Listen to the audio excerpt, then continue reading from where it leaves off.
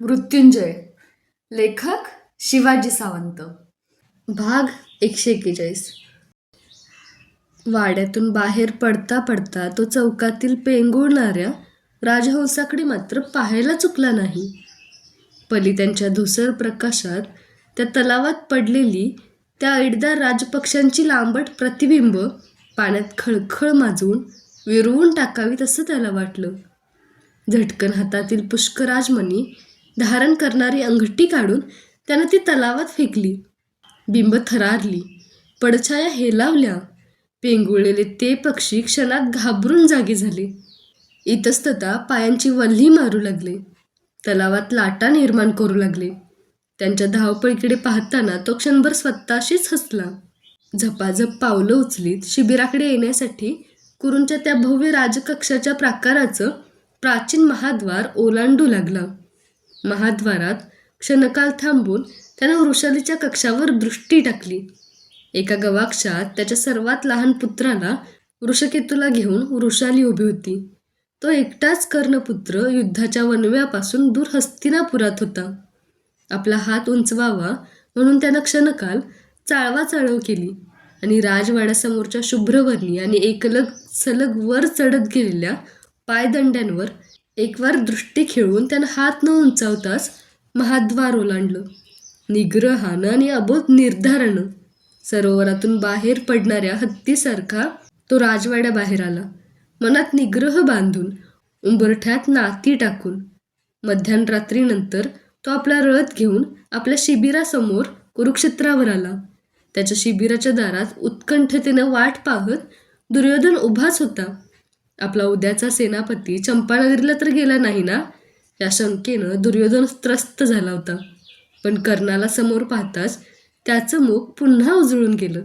शिबिराच्या दारातून बाणासारखा पुढं सरसावत त्यानं स्वतःच कर्णाच्या रथाचे घोडे थोपविण्यासाठी त्याच्या वायुजिताच्या पाठीवरील पालानाची कातडी गुंफण आपल्या भक्कम मुठीत पकडली.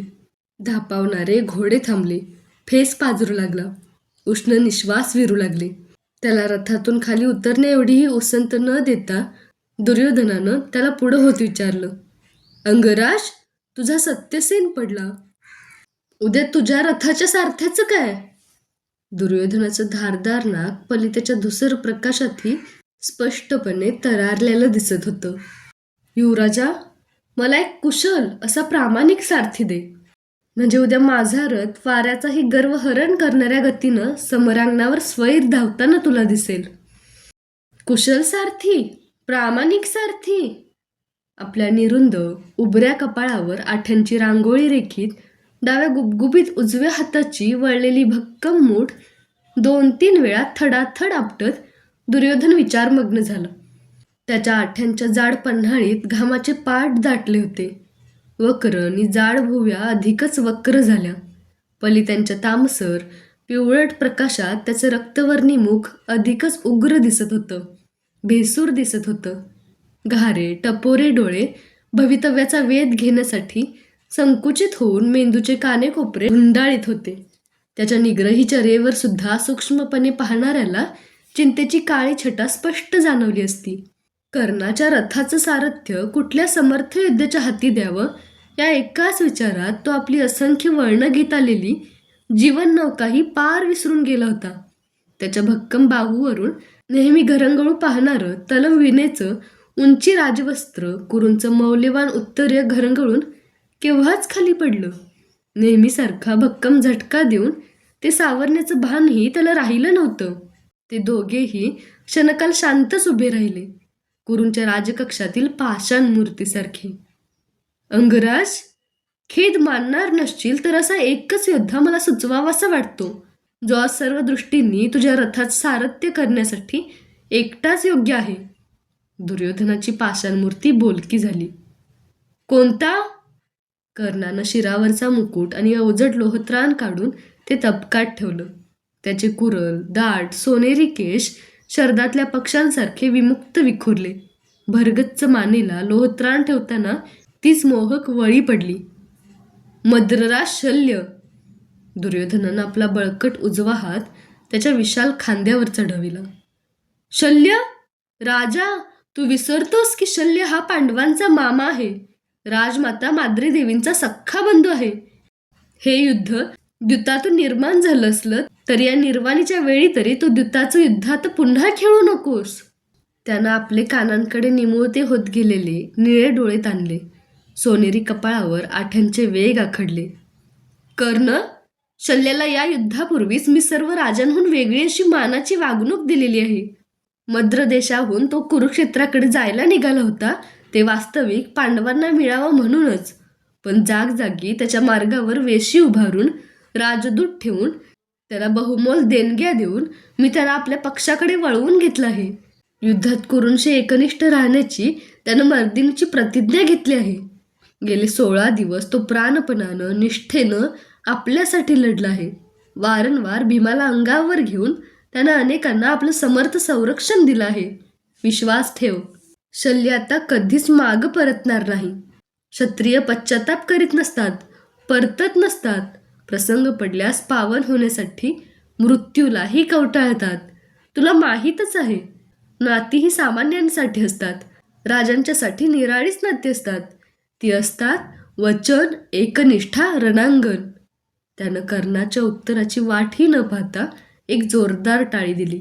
क्षणातच प्रभंजन शिबिरात घुसला. प्रभंजन, जा, मद्रराज शल्य महाराजांना पाचारण कर. त्यानं शल्याच्या शिबिराच्या दिशेनं बोट उंचावलं. क्षणातच शल्य त्या दोघांसमोर उभा ठाकला. त्याची अपेक्षा होती की एकटा दुर्योधनच शिबिरात असेल, फार तर अश्वत्थामा असेल, शकुनी असेल, पण समोर कर्णाला पाहताच त्याच्या कपाळावर आठ्या चढल्या. त्याला काहीच माहीत नव्हतं की कर्ण खऱ्या अर्थानं त्याचा कोण होता ते. शिवाय दिग्विजयातील कर्णानं त्यांची केलेली जीवघेणी होलपटही तो विसरला नव्हता. त्याच्याकडे उपहासानं पाहून शल्यानं उत्तरेचा शेव उगाच झटकला. त्या सूर्यपुत्राला शल्याच्या त्या दांभिक क्षत्रियत्वाचा राग वाटला नाही, तिरस्कार वाटला नाही, खेद वाटला नाही. तो अचल होता, स्तब्ध होता. मद्रराज, एका महत्वाच्या निर्णयासाठी मी तुम्हाला या अवेळी पाचारण केलंय. दुर्योधनानं दाटलेली कोंडी फोडली. कोणता निर्णय कौरवराज? शल्यानं कर्णाकडे पाठ फिरवीत आपले डोळे दुर्योधनावर रोखले. उद्याच्या दिवसाचं सर्व यश आता केवळ तुमच्याच हाती आहे. घारे डोळे रोखत दुर्योधनानं शल्याला घेरलं. माझ्या? ते कसं काय? शल्यानं बोलण्याचा रोख न कळल्यामुळे आठ्या वाढवीत विचारलं. मद्रराज, उद्या कुरूंच्या सेनापतीच्या महारथाचं सारथ्य केवळ तुम्हीच करू शकता. दुर्योधनानं बळकट हात शल्याच्या खांद्यावर चढविला आणि त्याच्या मनाचा अंत घेण्यासाठी त्याच्यावर घारे डोळे रोखले. युवराजा! ही 2च अक्षरं मोठ्यानं उच्चारून शल्य क्षणभर शांत झाला. क्षणात कर्णाकडे तोंड वळवून तो सारथ्यानं घोड्याच्या शेपटातील विरूप दिसणारे केश तटातट उपसावे तसे शब्द ओतू लागला. या सुतपुत्रानं माझ्यावर सूड उगविण्याचा हा एवढा घोर आणि नीच मार्ग तुला शेवटी सुचविला की काय? पांडवांवर न उगविता आलेला प्रतिशोध तो तुझ्या मध्यस्थीनं आता माझ्यावर उगू पाहतोय काय? कौरव श्रेष्ठा, एका सारथ्याच्या रथाचं सारथ्य करायला तू एका उच्च कुलस्थ क्षत्रियाला सांगतो आहेस. ज्यांना आमच्या रथाचे घोडे वागवावेत, त्यांना अश्वखाद्य चारावं, त्याच्या घोड्यांचे वेग मी हाती घेऊ? आम्ही असताना तू याला सेनापती केलंस, हेच मुळात चूक आहे, अवास्तव आहे. शल्य कडाडला. तरीही तो राधेय स्तब्ध होता, अविचल होता. जाळीदार गवाक्षातून एकटक बाहेरच्या अंधाराकडे पाहत होता. मद्रराज, ज्या कुरूंच्या वतीनं लढण्यासाठी तुम्ही आज आला आहात, त्या कुरूंनी अंगराज कर्णाला क्षत्रियत्वाचा बहुमान सर्व नगरजनांसमोर एकमुखानं अर्पण केला आहे. राज्याभिषेक करून त्यांना सेनापतीपद दिलं आहे. शिवाय कुरूंच्या वतीनं लढण्यासाठी आलेले सर्व राजे दिग्विजय अंगराजाचे मांडलिक आहेत, हे विसरू नका. मला संधी आणि सत्ता असती तर अंगराज कर्ण पहिल्याच दिवशी कुरूंचा सेनापती झालेला तुम्हाला दिसला असता. मला स्वतःला सारथ्य कर्म कुशलतेनं करता आलं असतं तर मीच त्याच्या रथाचे घोडे आनंदानं आरोळ्या देत वागविले असते. निर्णय तुमच्या हाती आहे. कुरूंचा ज्येष्ठ युवराज म्हणून लक्ष योद्ध्यांच्या प्राणांशी निगडीत अशा तुमच्या सारथ्य कलेला माझे या निर्वाणीच्या वेळी हे आवाहन आहे. दुर्योधनानं शेवटचा गदेचा हात फिरविला. उफाळलेला शल्य क्षणात विचारमग्न झाला. कर्णाच्या निमुळत्या पायांकडे एकटक पाहू लागला. डोळे बारीक करू लागला. कपाळावर आठ्यांची जाळी विणू लागला आणि थोड्या वेळानं विचारपूर्वक म्हणाला, कौरवराज, मी तयार आहे. शिबिराबाहेर पडताना शल्यानं आपल्या उत्तरेचा शेव उपवासानं उडविला नाही. तो बाहेर जाताच दुर्योधनानं आवेगानं पुढं होत कर्णाचे पुष्टदंड आपल्या हातात धरले. अंगराज, जे पितामहांना शक्य झालं नाही, गुरुद्रोणांना शक्य झालं नाही, ते तूच उद्या शक्य करू शकशील. तुला आठवतोय वासंतिक आखाड्यातल्या नीलकमलांच्या माळीखाली चिरडला गेलेला धनुर्धर कर्ण? आठवतोय तुला कांपिले नगरातील स्वयंवर मंडपातील तलावात काळं पडलेल्या मुखाचं प्रतिबिंब पाहणारा वीर कर्ण? आठवतोय सुदामनच्या चितेचा गंगेकाठचा भडका तुला? आठवतोय शोणाच्या शिरस्त्राणाचा भुगा? आठवतोय ना तुला पितामह गुरुद्रोण, शोण आणि सत्यसेन यांच्या तडकत्या पराक्रमाचा आक्रोश? अंगराज, उद्या अर्जुनाच्या धनुष्याची प्रत्यंचा अशी तुटली पाहिजे की प्रत्यक्ष तिच्या तुटल्या बंधाचा विळखाच पाशासारखा अर्जुनाच्या निळ्या गळ्याभोवती करकचून आवळला गेला पाहिजे. त्याच्या रथावरच्या निळ्या सारथ्याला कळताही कामा नये की अर्जुन काळा निळा होऊन एकाएकी कसा कोसळला. बोल अंगराज, बोल. त्यानं त्याचे दंड गदागदा हलविले. त्याचे घारे डोळे कर्णाच्या विशाल कपाळावर आपलं भविष्य वाचण्यासाठी भिरभिरत होते. कौरव श्रेष्ठा, तुला विजय मिळवून देण्यासाठी मी प्राणही पणाला लावीन. जा, पण भोवतीच्या नगरातील याचकांना उद्या मुक्तदान मिळेल अशी दवंडी फिरव. त्यानं दुर्योधनाला धैर्य दिलं. घरंगळलेलं उत्तरीय आनंदानं पुन्हा सावरून त्याचे पिळदार पुष्टदंड थोपटून दुर्योधन त्याच्या शिबिरातून बाहेर पडला. भोवतीच्या पलित्यांतील एक पलिता हाती घेऊन प्रभंजन त्याला मार्ग दाखवू लागला. दोघांच्याही आकुरत्या दुर्योधनाच्या शिबिरात शिरून लय पावल्या. 16व्या दिवसाची शुद्ध द्वितेची रात्र. उद्याच्या पोटात काय आहे याचा कानोसा घेत मांडीवरच्या कुरुक्षेत्राला झोपविण्यासाठी दृष्टद्वतीच्या काठच्या थंड वायूचे हात करून त्याला थोपटीत होती. तरीही कुरुक्षेत्राला झोप काही येत नव्हती, येणार नव्हती. दूतानं सर्व इतिवृत्तांत धावत येऊन आम्हाला निवेदन केला. तो ऐकताना कुणीतरी एक हास्यास्पद कल्पना मांडली. मद्रराज शल्याच्या पांडवांशी असलेल्या नात्याच्या रेशमी धाग्यांची आठवण देऊन फोडण्यासाठी नकुल सहदेवांना त्याच्या शिबिरात पाठवावं.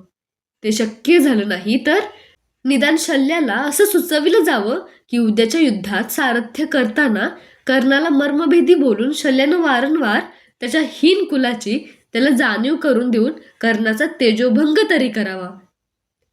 किती विचित्र कल्पना होती ही. ती मांडणाऱ्यांना त्याची जाणीवही नव्हती की शल्यासारखा मानी राजा आपल्या धवल क्षत्रियत्वाला कलंक लावणारं असं काहीही कृत्य करण्यास कधीही तयार झाला नसता. नात्याच्या लोभापोटी सुद्धा. तसं त्याला वाटलं असतं तर 16 दिवस सतत गरजणाऱ्या घुमणाऱ्या युद्धात त्यानं कौरवांचा केव्हाच विश्वासघात केला असता. कौरवांकडून लढणं त्याला मान्य झालं नसतं तर आपलं विशाल सैन्य घेऊन तडक तो पुन्हा मद्र देशाला माघारी निघून गेला नसता काय. आजवर युद्धात वीरांना एक वेळ शम्य असलेलं क्रौर्य दिसलं असतं, विश्वासघात नव्हे. आणि शल्यानं खूप मनात आणलं असतं तरी कर्णाचा तेजोभंग होणं कधीतरी शक्य होतं काय. आपल्या जन्मदात्या मातेकडून पांडवांशी आपलं कोणतं नातं आहे हे ऐकूनही कौरवांच्या बाजूनच लढण्यासाठी जो समरांगणात उतरला होता तो कर्ण आता काहीही झालं तरी अधिक संहारकच ठरणार होता. मरणाच्या दारातील पितामह भीष्मांनी सांगितलेला सल्ला ज्यानं वचनपूर्ततेसाठी कवच कुंडलांसारखा क्षणात दूर सारला होता तो कर्ण आता आपण सूर्यपुत्र आहोत हे त्याला कळल्यावर शल्यासारख्याकडून कसा काय तेजोहीन होणार होता. तसं काही शक्यच नव्हतं, शल्याकडून आणि कर्णाकडूनही. मी सर्वांना शांतपणे झोपी जायला सांगितलं. मला माहीत होतं अमावास्या संपली असली तरी आता येणाऱ्या रात्री अधिक अंधाऱ्या होत्या. युद्धाचा 17वा दिवस उजाडला. शुद्ध तृतीयेचा दिवस होता तो. दोन्ही पक्षांकडील सैन्यसंख्या आता अर्ध्याहून अधिक कमी झाली होती. अनेक शिबिरं आत योद्धे नसल्यामुळे तशीच सुनी होती. घोडे काढलेल्या अश्वशालेसारखी. पहाटेच्या संधी प्रकाशात कौरवांचा सेनापती झालेला तो पहिलाच पांडव कर्ण किल्ला नावानं गेले 16 दिवस त्याची सैन्याची हालचालींच्या टेहळणीची जागा म्हणून सर्व परिचित झालेल्या टेकडी वजा किल्ल्यावर उभा राहिला. ती सर्व टेकडी दवंडी दिली गेलेली असल्यामुळे कुरुक्षेत्राभोवतीच्या नगरांतील याचकांनी घेरली होती. निरनिराळ्या आकारांची सुवर्ण तपकं, हिरे, माणकं, वैदुर्य, मोती, प्रवाळ यांनी काठोकाठ भरून त्याच्या सभोवती मांडली होती. दिग्विजयात मिळवलेल्या अलोट संपत्तीतील उरलासुरला धनभागही तो आज मुक्त हस्तानं सर्वांना दान करणार होता. त्याच्या मस्तकावर माझ्या मुकुटाच्या आकाराचाच मुकुट होता. मनगटात निशिगंधाच्या माला होत्या. राजपुरोहितानं सुचविलेल्या पहाटेचा सुमुहूर्त येताच त्यानं आपले गुलाबी तळवे हिरे माणकांच्या ठासून भरलेल्या तबकांत खुपसले. मुठीभर भरून तो समोर येणाऱ्या प्रत्येक याचकाला दान करून पुन्हा दोन्ही हात जोडून विनयानं वंदन करीत होता. त्याचं जे मस्तक जरासंधासमोर नमलं नव्हतं, शल्य, शीघ्र, रुक्मरथ या मानी राजांसमोर नमलं नव्हतं, विक्रमी पांडवांसमोर नमलं नव्हतं, एखाद दुसरा प्रसंग सोडून कधी माझ्यासमोरही नमलं नव्हतं. कसोटीचा प्रसंग येताच जमदग्निपुत्र परशुरामासमोरही नमलं नव्हतं. तेच पुष्ट, गोल, हिरण्यवर्णी सूर्यफुलासारखं मस्तक तो कानटोप्या घातलेला कृश याचकांसमोर मात्र प्रत्येक वेळी आदरानं नमवीत होता. का? कशासाठी? मी ते समजू शकत होतो. कारण सामान्यांच्या निर्लेप शुभेच्छा कोणत्याही आशीर्वादापेक्षा अधिक श्रेष्ठ असतात. तो आता सामान्यांचे आशीर्वाद घेत होता, एक अशरण योद्धा म्हणून.